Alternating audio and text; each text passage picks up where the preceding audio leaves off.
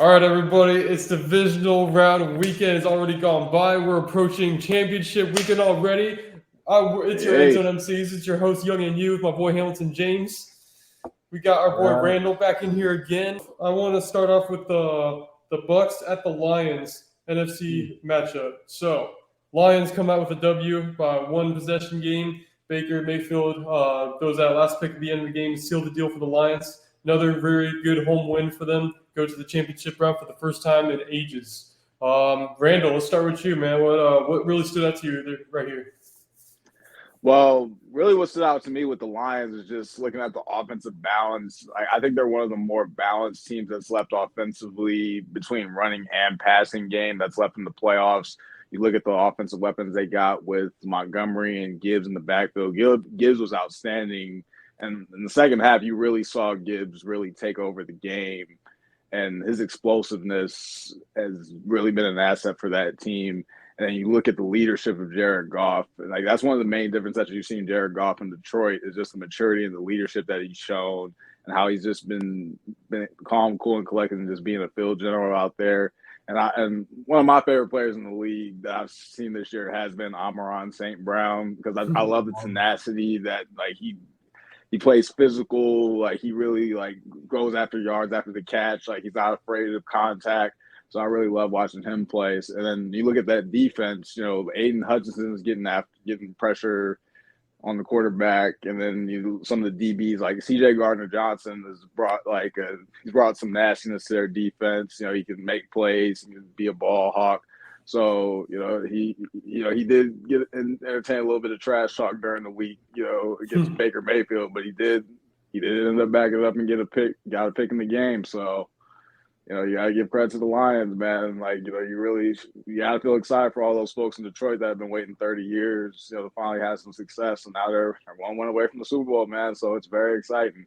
Yes, sir. Very, very crazy feeling that I'm sure Detroit fans are feeling right now, man. Hamilton, what you got on this one? Um, man, I thought I would never ever say this, but the Detroit Lions, they look ready. I mean, they look ready. They look like they're poised to make a big run to the Super Bowl. I just think about, I think about the end of last season and how they stopped the Packers from getting to the playoffs, and just the pride they played with in that game. Even though they knew they weren't playing for anything anymore, I knew then the team was different. I didn't know how different, and it's showing right. It's showing right here in the divisional. It's showing right here in the wild card. They have an exceptional coach who believes in his guys, and that belief.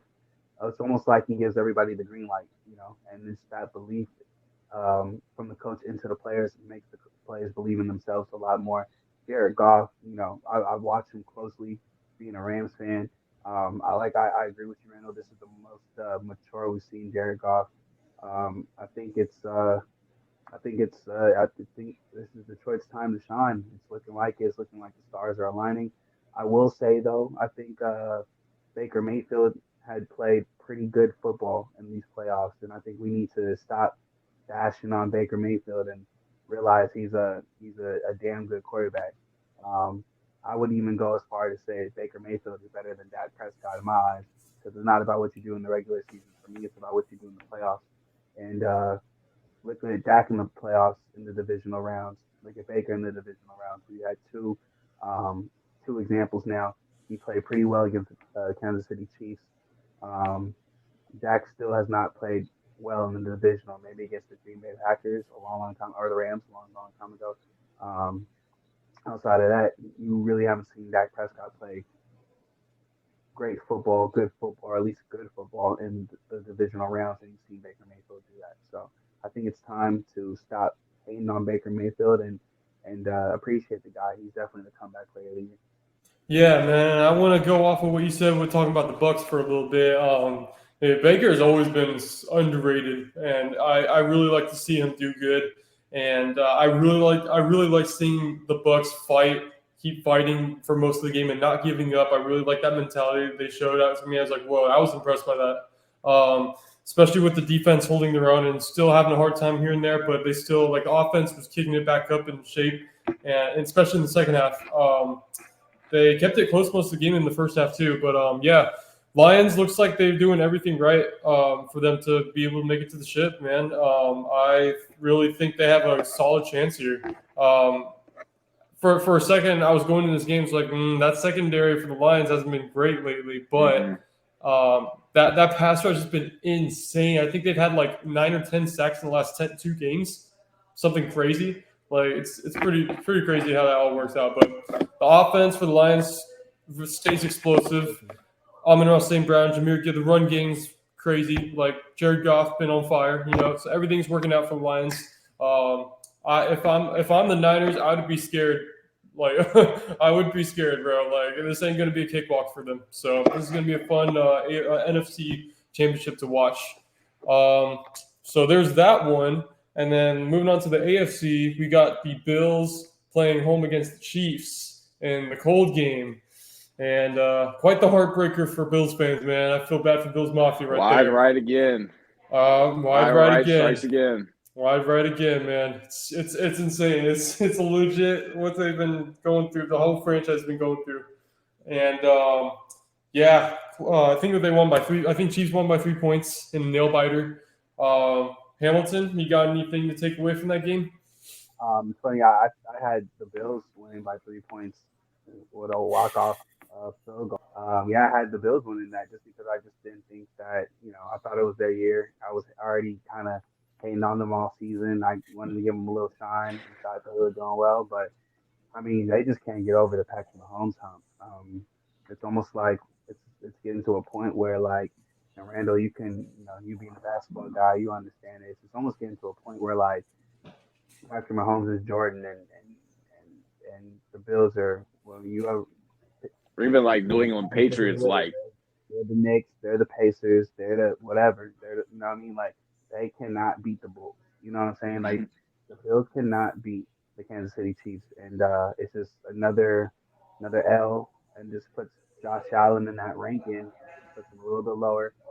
As of right now, I at least got to put him. He's got to be like he's not top 3, he's not top 4. I mean, Pat Mahomes. I got Lamar. I got Joe Burrow, who's beating the Josh Allen. And then you think of the Josh Allen. So he just keeps putting himself lower. He played pretty well. Had a couple mistakes, but he played pretty well. The defense, the defense kind of they gave it all they could. And overall, it was a great game. I'm not a big fan of that touchback. I don't like that rule.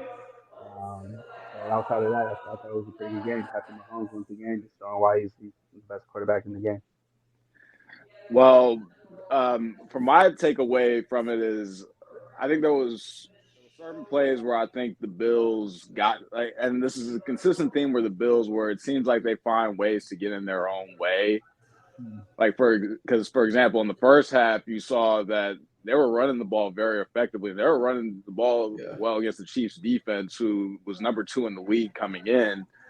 And they were gashing them on the ground game. And then towards the end of the first half and then on towards the second half, the Bills have a tendency to get really pass happy, and they tend to abandon the running game, where in the playoffs, I mean, obviously the quarterback is the most important position. You want to make plays in the passing game. But a lot of times when we get into the playoffs, especially when the weather starts getting cold, defense and running game is a lot more important when you get into the playoffs. And I think too many times, and Joe Brady, who's the new offensive coordinator that replaced Ken Dorsey towards the end of the season, he did a pretty solid job to close out the year. And they did go to the running game with James Cook to close out the season. That's how the Bills got on that win streak to win the division. And then once they abandoned the running game, then you saw, I think sometimes they tend to start feeling like Josh Allen has to be Superman and has to make every single big play, and you don't always have to do that. And then I also found it very odd in the fourth quarter, backed up in their own territory, they decided to run a fake punt with Damar Hamlin. And to me, it's like, what are you trying to accomplish with that? Like, I understand that you guys had issues in the kicking game, but to just run with issues in the punting game, but to just run a fake punt in your own territory, that's just not that wasn't good. Not conducive to winning. And they got bailed out by that touchback. The other thing I was really like, whoa, like what happened here about it was like Stephon Diggs didn't really have a crazy game as I thought he would. They No, it's oh, funny you brought it up because I was going to ask you if you thought Stephon Diggs was still elite. He was been kind of quiet. yeah, I think he's still good. It's just I don't know. I feel like his attitude's Not gone good. kind of. Is he elite? I think he's Good or elite. good? Yeah, I think he's He's elite. still Yeah, elite. yeah. Well, I and just think. he was going up against Darius Sneed, who's been one of the top corners in the league for Kansas City this year. That's true. That is true. Yeah, I feel like He's because the week before, like he did a really good job on both Dolphins receivers, Tyreek Hill and Waddle. That's right. Yeah, that's right, bro. I've looked at his body language the last few weeks. It's been kind of like meh, going through the motions. Because I feel like he's on that last contract year. He doesn't want to play there. He's tired of Bills like just coming up short every year. I don't know. I sense something's up with that. But yeah, that was He didn't definitely help. affecting them. What's up? He didn't help. he didn't. He didn't help the Bills not come up short. Mm-hmm. Um, he dropped a pretty big explosive play. He dropped that one was right in his hands. I mean, he Yeah. looked pedestrian last night. Let's just call it what it is, fellas. He looked good at best. Mm-hmm. I can't remember the last time I seen an elite Stephon Diggs. Also, he's always the one yapping and complaining, talking about the windows closed and things ain't going right. I mean, well, you didn't help. You're part of the reason Yeah. why the windows closed. So that's Stephon Diggs. I don't know, man. I was telling you this on the phone. We had a conversation. Randall, I'll fill you in. I rate guys based off of what they do in the playoffs more than the regular season. I understand that the regular season matters, but when the chips on the line, that's how we really find out about players. And so, yeah, you can be this magnificent player in the regular season, but if you get locked up or you not producing or you shrink in the postseason, I'm gonna look at that way more and put that on your resume. Like, for example, in the NBA, James Harden, great in the regular season, and he does not show up in the playoffs. You know, I'm going to look at James Harden as someone who doesn't show up when it matters most. Dak Prescott, MVP type season. Well, I guess it's easy to do when you're playing against the Patriots and the Jets and the Commanders twice and the Giants twice. Don't get me started. But um, like once again, another guy who shows up in the regular season and things get tight in the postseason. So how can I sit there and So I'm looking at guys like Stephon Diggs, given all the context of everything you said. No, he disappointed me last night. Yeah, and to keep it simple, the Bills had their chances, didn't get it done.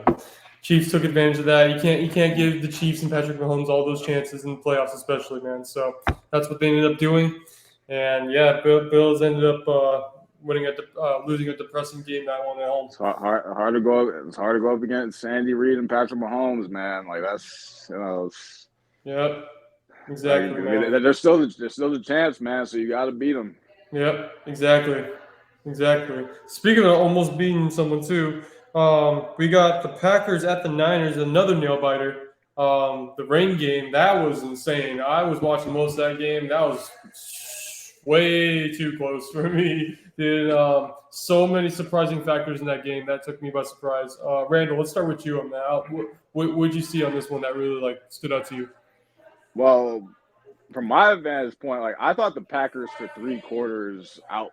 I think for the majority of the game, I thought the Packers outplayed the 49ers, and I thought Matt LaFleur came up with a very good game plan. Like he wanted to run the football with Aaron Jones. They did a very good job of doing that against the Niners defense. Jordan Love once again was making plays to Romeo Dobbs and a lot of the young receivers spreading the wealth around. But towards the end, when you got in the fourth quarter, you did see the Packers, who are the youngest team in the NFL this season. You did see them show a little bit of their inexperience, and then Jordan Love, and given that he's the type of guy that can make all kinds of throws. Just like the Brett Favre's and the Aaron Rodgers, like he can make all types of plays, but sometimes being a young quarterback, sometimes you can be a little reckless with it, and that's in the second half. He had those 2 picks to Dre Greenlaw that ended up that ended up exactly costing the game. So it's kind of one of those it's one